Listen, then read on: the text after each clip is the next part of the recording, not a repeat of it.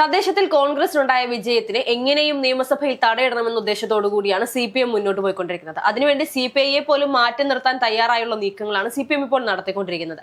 2021 നമുക്കറിയാം പറവൂരിൽ VD സതീശൻ വിജയിച്ചത് വലിയ ഭൂരിപക്ഷത്തോടെ 2001 മുതൽ വലിയ ഭൂരിപക്ഷത്തോടെ വിജയിക്കുന്ന VD സതീശനെ 2021 എതിർ സ്ഥാനാർത്ഥി CPIയുടെ എതിർ സ്ഥാനാർത്ഥിയായിരുന്നു നിന്നിരുന്നത്.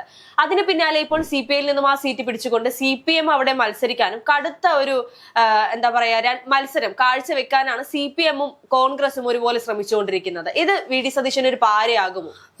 ഒരിക്കലും ഇല്ല എന്നുള്ളതാണ് നമ്മളുടെ ഒരു ടേക്ക്. അതായത് ഇപ്പോൾ തീരുമാനമനുസരിച്ച് പറവൂരിൽ VD സതീശനെതിരെ ശക്തമായ രാഷ്ട്രീയ മത്സരം കാഴ്ചവെക്കാനായി കഴിഞ്ഞ തവണ അവിടെ CPIയുടെ സ്ഥാനാർത്ഥിയായിരുന്നു ഉണ്ടായിരുന്നത്. അവിടെ ആ സീറ്റ് ഏറ്റെടുത്തുകൊണ്ട് അതിന് പകരമായിട്ട് CPIക്ക് പിറവമോ പെരുമ്പാവൂരോ വിട്ടു നൽകാനാണ് തീരുമാനം എന്നുള്ള വാർത്തകളാണ് പുറത്തു വരുന്നത്. BJP വോട്ട് വാങ്ങിയാണ് സതീശൻ പറവൂരിൽ ജയിക്കുന്നത് ആക്ഷേപം രൂക്ഷമായിട്ടുണ്ട്. അതായത് അവിടെ RSSുമായിട്ടൊരു അലയൻസിൽ എത്തിക്കൊണ്ടാണ് കോൺഗ്രസിന്റെ വിജയം. അവിടെ BJP വോട്ട് മറിച്ചുകൊണ്ടാണ് പലതവണയും സതീശൻ ജയിക്കുന്നതെന്നുള്ള ആരോപണം ശക്തമായിരിക്കുകയാണ്.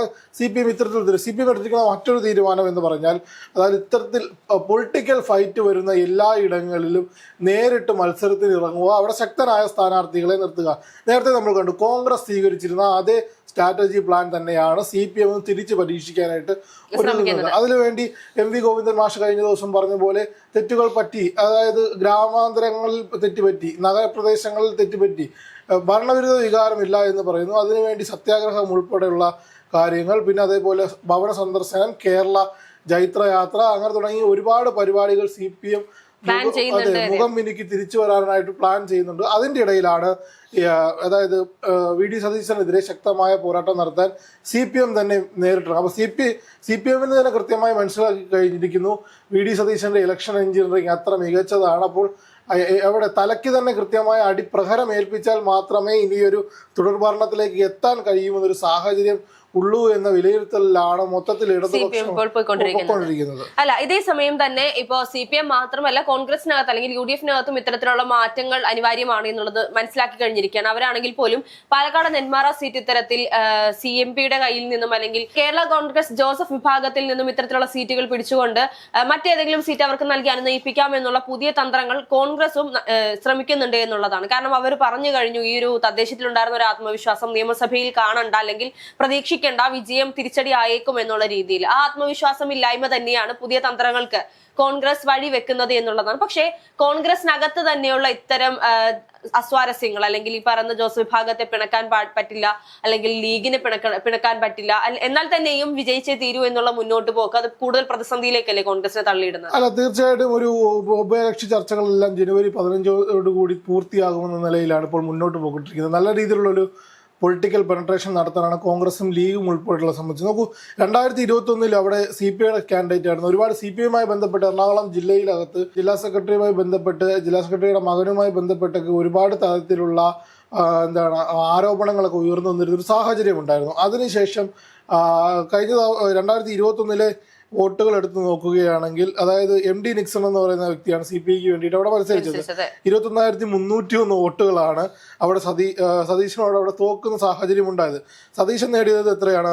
82,264 വോട്ടുകൾ നേടിയപ്പോൾ CPI സ്ഥാനാർത്ഥിക്ക് 60,963 വോട്ടുകളും BJP സ്ഥാനാർത്ഥിയായ AB ജയപ്രകാശ് 12,964 വോട്ടുകളുമാണ് നേടിയത്. നേരത്തെ നമ്മൾ പറഞ്ഞല്ലോ BJP വോട്ടുകൾ നേടിയാണ് ജയിക്കുന്നത് എന്ന് പറയുമ്പോൾ, ജയിക്കുന്നത് എന്ന് പറയുമ്പോൾ അത് പറയുന്നവരെ ഒരു തരത്തിൽ ഈ വോട്ടിന്റെ കണക്കുകൾ നോക്കുമ്പോൾ കുറ്റം പറയാൻ സാധിക്കില്ല. പക്ഷേ എറണാകുളം പോലൊരു ജില്ലയിൽ BJPക്ക് എത്രത്തോളം പെനട്രേഷൻ ഉണ്ട്, സംഘടനാ ബലമുണ്ട് എന്ന് പക്ഷെ കഴിഞ്ഞ പ്രാവശ്യത്തെ പോലല്ല, 2021 പോലെയല്ല. അവർ തൃപ്പൂണിത്തുറ മുനിസിപ്പാലിറ്റി ഉൾപ്പെടെ നേടുന്നൊരു സാഹചര്യമുണ്ട്. അവരുടെ തദ്ദേശത്തിലെ വോട്ട് ശതമാനം കുറയുന്നെങ്കിലും അവരുടെ സംഘടന പെനട്രേഷൻ വലിയ രീതിയിൽ വളർന്നു, അവരുടെ PR എക്സസൈസുകൾ വർദ്ധിക്കുന്നു. അപ്പോൾ ഈ 82,264 വോട്ടുകൾ എന്ന് പറയുന്നത് ഒരു നിയമസഭാ തെരഞ്ഞെടുപ്പിനെ സംബന്ധിച്ച് അത്യാവശ്യം ഭേദപ്പെട്ട അല്ലെങ്കിൽ നല്ലൊരു ഭൂരിപക്ഷമാണ്. അതിനെ ക്രാക്ക് ചെയ്യാൻ CPM-ന്റെ ഏത് കൊലകൊമ്പനായ സ്ഥാനാർത്ഥിയാണ് വരുന്നതെന്നുള്ള തിരച്ചിലാണ് ഇപ്പോൾ രാഷ്ട്രീയ ലോകം നോക്കിക്കൊണ്ടിരിക്കുന്നത്. നമ്മളിപ്പോൾ പറഞ്ഞു CPIയുടെ ഒരു കുറവാണ്, അല്ലെങ്കിൽ CPI അവിടെ മത്സരിച്ചത് കൊണ്ടാണ് 2021 വലിയ രീതിയിലുള്ള ഭൂരിപക്ഷത്തോടു കൂടി വി ഡി സതീശൻ വിജയിച്ച് കയറിയത് എന്ന് പറയുമ്പോൾ പോലും നമ്മൾ ചിന്തിക്കണം 2021 എങ്ങനെയാണ് CPI അവിടെ സ്ഥാനാർത്ഥിയെ നിർത്തിയത് എന്നുള്ളത്. ഇടതുപക്ഷത്തിന് ഈ പറയുന്ന സ്ഥാനാർത്ഥികളെ നിർത്തുന്നതിൽ പാളിച്ചകൾ സംഭവിക്കുന്നത് കൊണ്ടാണ് വി ഡി സതീശൻ തുടർച്ചയായി വിജയിക്കുന്നത് എന്ന് പറഞ്ഞുകൊണ്ട് ആ ഒരു ഓവർ കോൺഫിഡൻസ് ആയിരുന്നു CPIക്ക്. അവിടെ ഞങ്ങൾ നിന്നുകൊണ്ട് ഇപ്പോ CPM എന്താണോ പറയുന്നത് അത് തന്നെയായിരുന്നു 2021 CPI പറഞ്ഞത്. അതിനു മുൻപൊക്കെ തന്നെയും CPM ആയിരുന്നു വി ഡി സതീശനെതിരെ മത്സരിച്ചതെങ്കിലും അപ്പോഴും ഇത്തരത്തിൽ ഓരോ തവണയും എത്രയൊക്കെ LDF തരംഗമുണ്ടെന്ന് പറഞ്ഞാലും വി ഡി സതീശൻ അവരുടെ ഭൂരിപക്ഷം നിലനിർത്തിക്കൊണ്ട് തന്നെയാണ് മുന്നോട്ട് പോയിക്കൊണ്ടിരുന്നത്. ഇത്തവണയാണെങ്കിലും CPMന്റെ ഭാഗത്ത് നിന്ന് ഇത്രയും വലിയൊരു ഹൈപ്പ് കൊടുത്തുകൊണ്ട് അല്ലെങ്കിൽ ഒരു സ്ഥാനാർത്ഥിയെ നിർത്തി വീണ്ടും തോൽവി ഏറ്റുവാങ്ങുന്ന ഒരു സാഹചര്യത്തിലേക്ക് തന്നെയായിരിക്കില്ലേ പറവൂർ ഇപ്പോൾ പോയിക്കൊണ്ടിരിക്കുന്നത്? അല്ല, തീർച്ചയായിട്ടും 5 തവണ പറവൂരിൽ നിന്നും നിയമസഭയിലേക്ക് എത്തിയ വ്യക്തിയാണ് വി ഡി സതീശൻ. അദ്ദേഹത്തിന് ഒരിക്കൽ പോലും മന്ത്രിയാകാൻ സാധിച്ചിട്ടില്ല എന്നുള്ളതാണ് അദ്ദേഹത്തെ സംബന്ധിക്കുന്ന ഒരു നിർഭാഗ്യം എന്ന് പറയുന്നത്. നോക്കൂ, 2016 വി ഡി സതീശൻ അവിടെ ജയിക്കുന്നത് 74,985 വോട്ടുകൾക്കാണ് കിട്ടിയത്. അത് അവിടെ അന്ന് മത്സരിച്ചത് CPIയുടെ കയ്യിലായിരുന്നു സീറ്റ്. അവിടെ ശാരദാ മോഹൻ 54,531 വോട്ട് നേടി. അവിടെ അത് നോക്കൂ, 2016 അവിടെ BDJ സ്ഥാനാർത്ഥിയായ ഹരി വിജയന് 28,097 വോട്ടുകളുണ്ട്. ആ 2016 സാഹചര്യമാണ്. പക്ഷെ 2011 74,632 വോട്ടുകൾ ലഭിച്ചു. അവിടെ അന്ന് മത്സരിച്ചത് CPIയുടെ പന്ന്യൻ രവീന്ദ്രൻ, ഏറെ ബഹുമാനിയായ സീനിയർ നേതാവായിട്ടുള്ള പന്ന്യൻ രവീന്ദ്രൻ ഭൂരിപക്ഷം കുറയ്ക്കാനുള്ളൊരു സാഹചര്യം അവിടെ ഉണ്ടായി. അവിടെ 62,955 വോട്ടുകളിലേക്ക് എത്താനുള്ള അദ്ദേഹത്തിൻ്റെ ഒരു വ്യക്തിപ്രഭയും, അദ്ദേഹം അറിയാലോ CPIയുടെ പന്ന്യൻ രവീന്ദ്രൻ എന്ന് പറയുന്ന ഒരു ആദർശധീരനായ CPIയുടെ നേതാവാണ്. അപ്പോൾ അദ്ദേഹത്തിൻ്റെ ആ മികവ് വെച്ച് ആ വോട്ടുകൾ കുറയ്ക്കാനുള്ള സാഹചര്യം ഉണ്ടായി. BJPയുടെ നോക്കൂ, ES പുരുഷോത്തമൻ 3,934 വോട്ടാണ് അതായത് 2011 ഉണ്ടായിരുന്നത്.